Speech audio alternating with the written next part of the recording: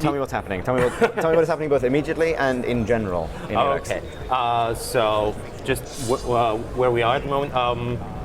It's a post-apocalyptic world, so the basic story is meteor crashed onto the planet, destroyed almost everything. But with it, a substance called Elex came to the planet, and that then changed everything. Because with Elex, if you consume it, you develop magical powers. You can use it to make weapons. You can use it to operate large machines on it. And it's also the currency, for example, in this world. So basically, dangerous world, and everybody's after that element, Elex. We've got a simulated game world. That means that we don't rely on scripting that much, but most of it is driven by AI. We've got one big game world, so once we throw you in, you won't see any loading screen whatsoever. So any point on the horizon that you can see, you can actually really go there. Right.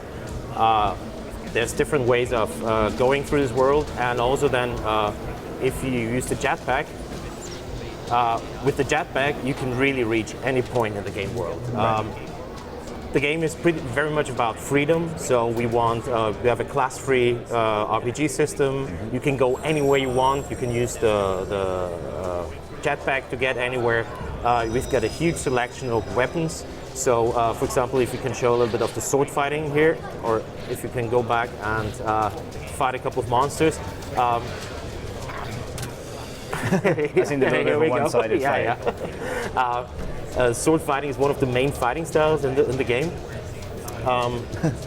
But we've also got, of course, then ranged combat.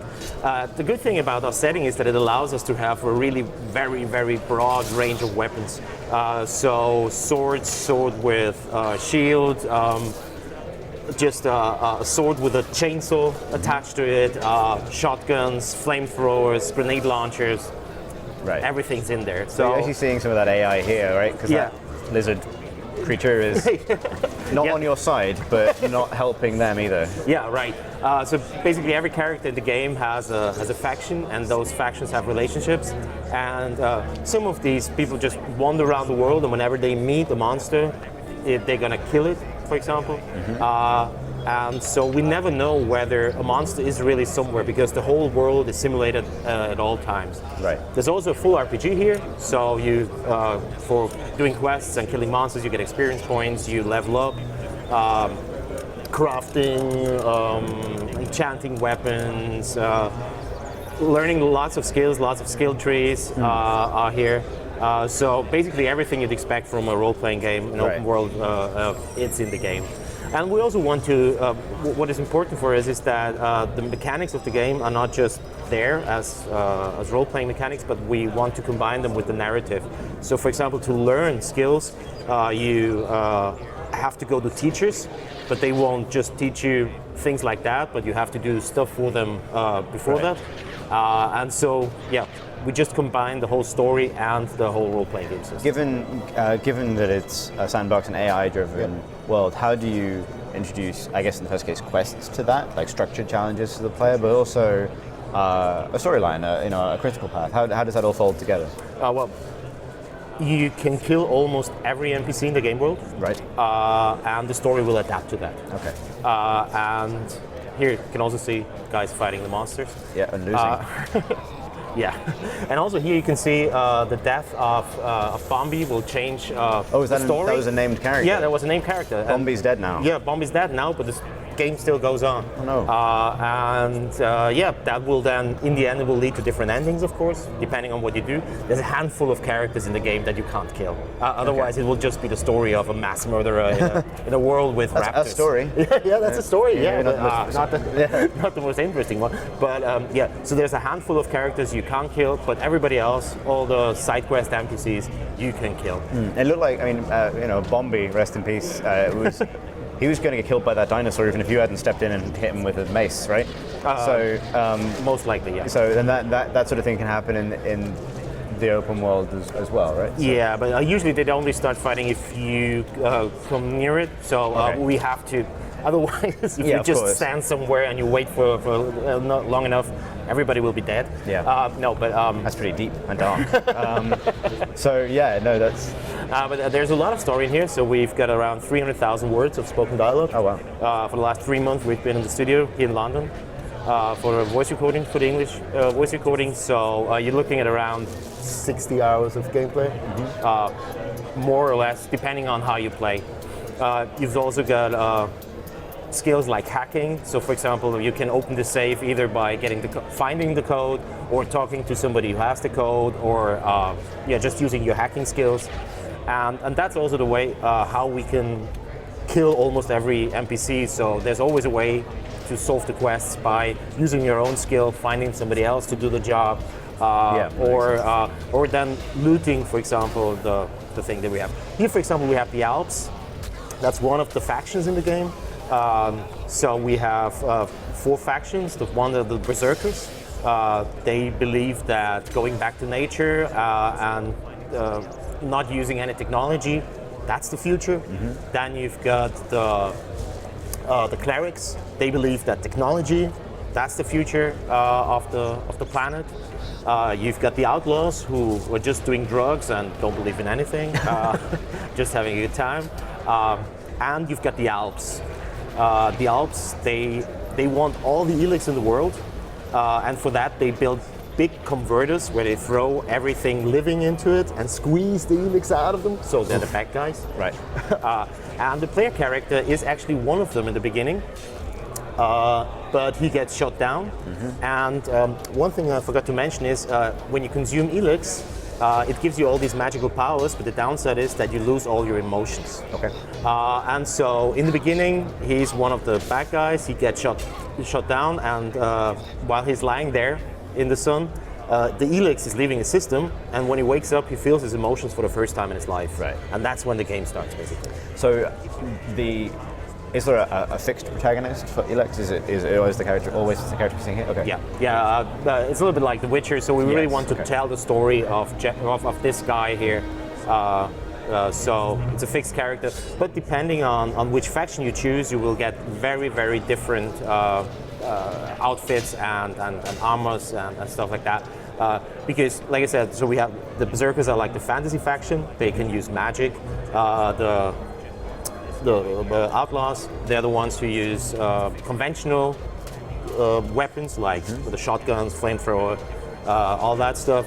And you've got the clerics who are the high-tech blaster weapon thing. So depending on who you choose, you will get different sets of armor, and your character will look very, very differently depending on your choice. Is that intended to match certain play styles as well? Like if you're interested in more of the magic stuff, for example, then you should follow that faction. Exactly, yeah. The Berserkers, they found a way to transmute Elex into mana, and that they're using it to cast their magic, basically. And it also, they use world hearts, so they feed plants with mana, and that then changes the surroundings of these world hearts, and they change everything back to green and lush. Because Elex is cold, so wherever there's a lot of Elex, there's snow, there's ice. Interesting. The Berserkers are basically the worst enemy of the Alps, who want to just freeze everything, and they're going back to bring it back. So we talk about freezing everything. You were running away, Florian, I think. Yeah. Okay. Well, if we go just have a talk briefly about, I guess, the scope of the game. So what we're seeing today and what's playable today at the show is a slice of the game. That's right. Okay, so the environment we've just seen is a sort of self-contained area that you've kind of cordoned off, right? Yeah. But the actual game world, how expansive is that? How much bigger than what we've seen should we expect this game to go on? So what we've seen here is about like 15% of the whole game world. Right. So this we've got 5 different regions. That was called the Bassa. And when you just fly over the world, it takes you about like 25 minutes just flying over the whole thing. So it's huge compared to other games. Some people have played Gothic 3. That was the largest game so far, and this one is definitely bigger. Right. So it's word-wise and just game world-wise, it's the biggest game we've ever done. So what is the mechanism for navigating the world? You just mentioned flying across it. How do you, I guess, make that size of a game world manageable for the player? Well, for once, you've got the jetpack, and that We can cut back now, I guess. Yeah, and that really changes how you run through the game world, because also the speed-wise. Because usually, if you've got a mountain and you want down in a regular game, you have to just run down like that. That's exactly. And here you just jump. So that makes it already much faster. You've also got fast travel teleporters basically throughout the world. So whenever you come to a new region, you can unlock the teleporter, and through that you can run through the home or go very quickly through the whole game world. You will also have your a base, basically your own base building, where you meet also your companions. So there's companions in the game, up to 6. You can always take one with you, and they are very different in terms of skills and how they can help you actually. And they also have their own personalities. So depending on what you do, they will either like it or not like it. Right. And depending on that, if they really like what you're doing, there could be a romance. Or if they don't like what you're doing at all, they will leave your party as well. So we just wanted to give them they shouldn't just feel like another weapon, but really like personality. How given that most of what we've seen, we're now in a settlement, but like most of what we've seen so far has been open world, how important are cities and settlements to the game, or do you spend most of your time out there in the wilderness? I wouldn't say that it's that one is more important than the other. Right. But for example, the eye reacts very differently in outside and inside a city. For example, inside a city, you're not allowed to steal, to murder, and if somebody sees you stealing something, you'll be known as a thief, and that guy will then run to the chieftain and tell him that you're now known as and then you'll either have to pay or they'll send bounty hunters after you. Right. But you can always get out of that, of course, by just paying your share. But outside of cities, you can take whatever you want. There's martial law. And presumably kill whoever you want. Yeah. You can also do that inside a city, but the whole city will be after you. So you're not going to join the outlaw faction? Well, they're not happy about that. And here you just saw the tag with the jetpack, so you can use it in battle as well. It took us quite some time to get the whole balancing right, because if you could fly for too long, then you could just shoot out of the air everybody. But because it's time limited, it works pretty well. And of course, you need to hold the key, click, so it's also a challenge to actually I was playing earlier and somehow managed to kill myself with a grenade launcher while flying. There's fall damage, so indeed. It's still dangerous. So you've just killed some people with a chainsaw. Oh, that was close. Drinking. To show off the falling damage. That was very finely judged, sir. You know exactly how far you could fall and not die. So the characters you just killed, they belong to one of the factions relative to the others, or? Outside the city, they belong to a faction, but it won't matter that it killed them because they don't have contact with their home city. Inside the city, like I said, it's a different story. So are these the Berserker faction? No, that's a traveling merchant. Oh, okay. Just very naturesy to me. Yeah, they run through the whole world, but of course he's got guards with you, or with him, because otherwise you will get killed. Yeah. Well, like poor Bombi. Very quickly.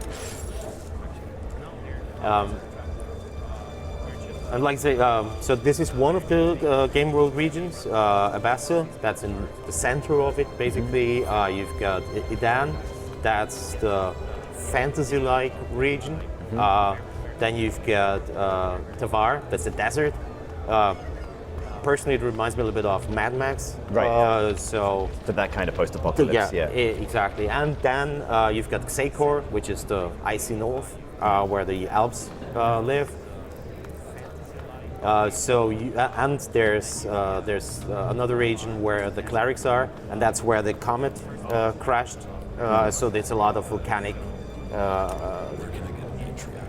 stuff there. Right. So you will have both visually and gameplay-wise, they play very, very different. So it is a post-apocalyptic and a futuristic setting, but it's not an apocalypse in Earth, right? It's not set. No, So- the planet is called Magellan. Right. And it is very Earth-like, but it's not Earth. We just didn't want to restrict ourselves to, I remember that, No half-destroyed Statue of Liberty sticking out the ground. Exactly, yeah. So we wanted to have that freedom to design a world that works perfectly for the game and not be limited for that. In this demo, we can't go inside, but yeah. We can see a little bit, yeah. So can is see- that the city entirely under the dome that you can see Yeah. from the distance? The end of the demo. Yeah, Okay. get out, because otherwise it will stop. Yeah, there's a whole story about this dome, and there will be maybe an uprising there. So Maybe. Maybe. Well, depending on what you do. Well, people are going to be upset when they find out that Bombi's dead. That's all I know.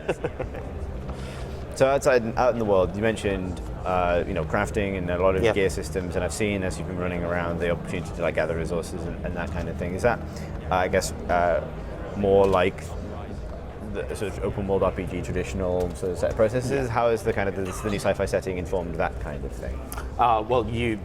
We have both. We have both the fantasy stuff, so you can enchant stuff, you can put in jewels to improve weapons, and you can also then use technology to actually improve all the stuff. So, Right. like I say, it's really, we have both.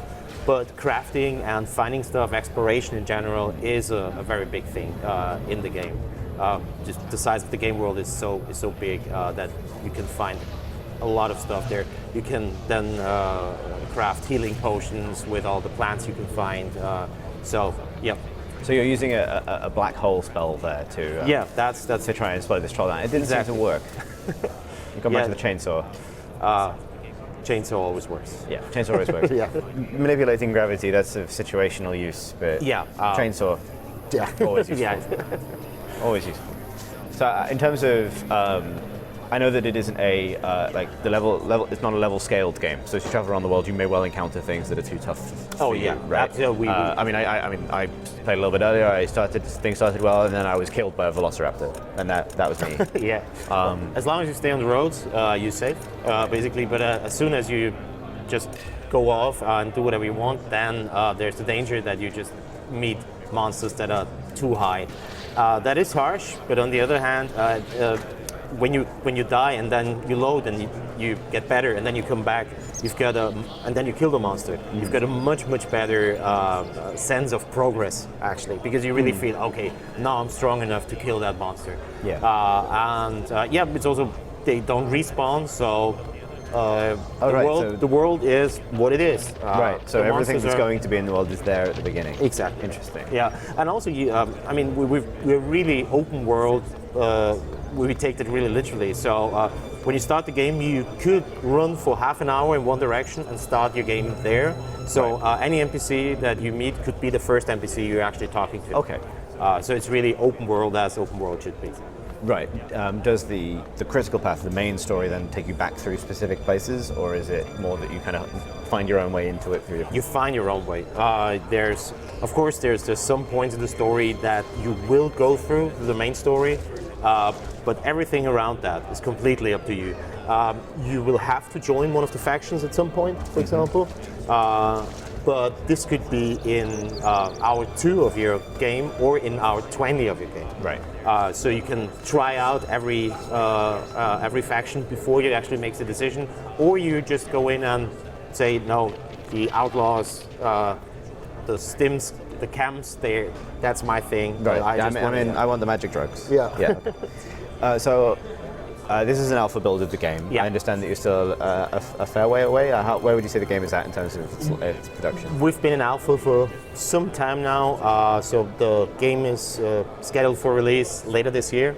Like I say, we've already got the voice over recordings done, but it's a huge world, so it needs a lot of polishing. But we think we will be done later this year. Great. Guys, thank you so much for bringing the game onto the live stream and showing us around this, only, I guess, an initial small slice of the world that you've created.